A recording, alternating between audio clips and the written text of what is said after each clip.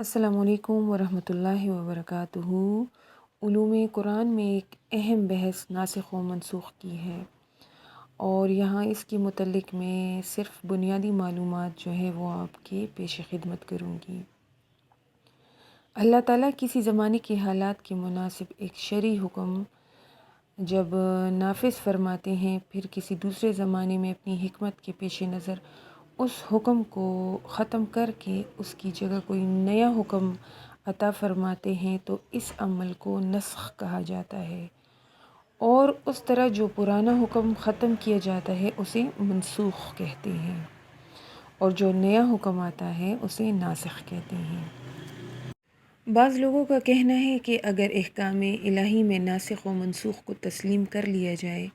تو اس کا مطلب یہ ہی ہے کہ پہلے اللہ نے ایک حکم کو مناسب سمجھا تھا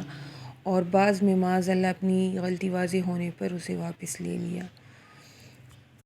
یہ اعتراض بہت سطحی نوعیت کا ہے، اور ذرا سا بھی غور کیا جائے تو اس کی غلطی واضح ہو جاتی ہے، اس لیے کہ نسخ کا مطلب رائے کی تبدیلی نہیں ہوتا، بلکہ ہر زمانے میں اس دور کے مناسب احکام دینا ہوتا ہے۔ ناسخ کا کام یہ نہیں ہوتا کہ وہ منسوخ کو غلط قرار دے، بلکہ اس کا کام یہ ہوتا ہے کہ وہ پہلے حکم کی مدت نفاذ متعین کر دے، اور یہ بتا دے کہ پہلا حکم جتنے زمانے تک نافذ رہا اس زمانے کے لحاظ سے تو وہی مناسب تھا،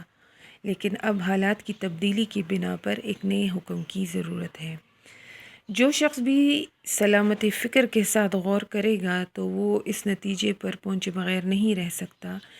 کہ یہ تبدیلی حکمت الہیہ کے عین مطابق ہے، اور اسے کسی اعتبار سے بھی یہ نہیں کہا جا سکتا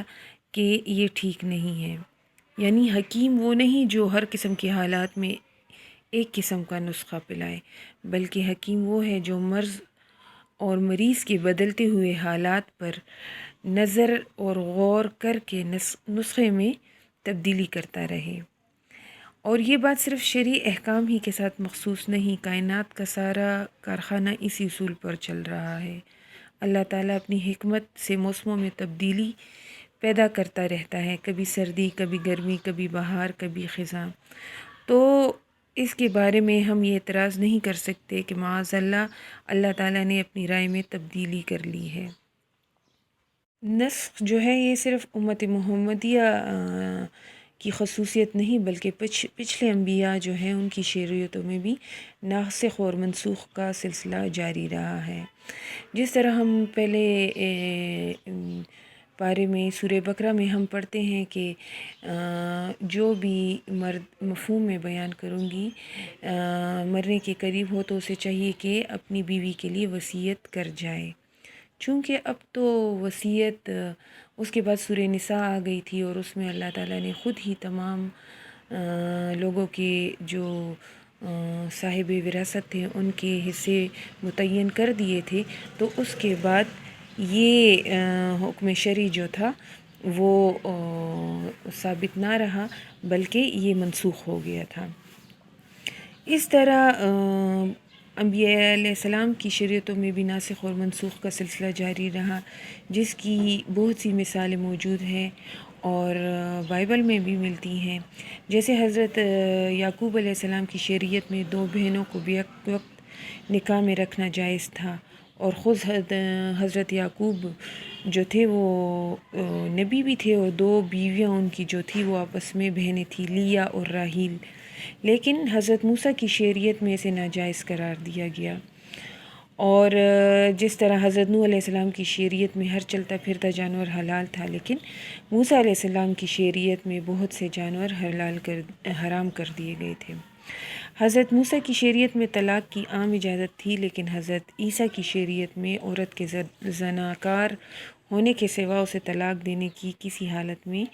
اجازت نہیں دی گئی تھی۔ اس طرح بہت سے ایسے احکام ہیں۔ یہ تو میں نے آپ کو چند ایک مثالوں کے ذریعے سے آپ کو سمجھانے کی کوشش کی ہے۔ امید ہے کہ آپ اس پر سمجھ گئے ہوں گے، اور وہ لوگ جو ناسخ اور منسوخ کے بارے میں کچھ تردد میں تھے، یا جو لوگ بالکل ہی نہیں جانتے تھے، انہیں تھوڑا بہت اس ویڈیو کے ذریعے انفارمیشن مل گئی ہوگی۔ اور اگر اسی طرح اور کوئی ایسی بات ہو یا ایسا کوئی مسئلہ ہو جس کے بارے میں آپ جاننا چاہتے ہیں تو آپ ہم سے کمنٹس میں بتا بھی سکتے ہیں. انشاءاللہ اگر ہمارے پاس اس کے بارے میں کوئی علم ہو تو ہم ضرور آپ کو اس کے متعلق ویڈیو بنا کر پیش کریں گے. وما علینا الا البلاغ. السلام علیکم ورحمۃ اللہ وبرکاتہ.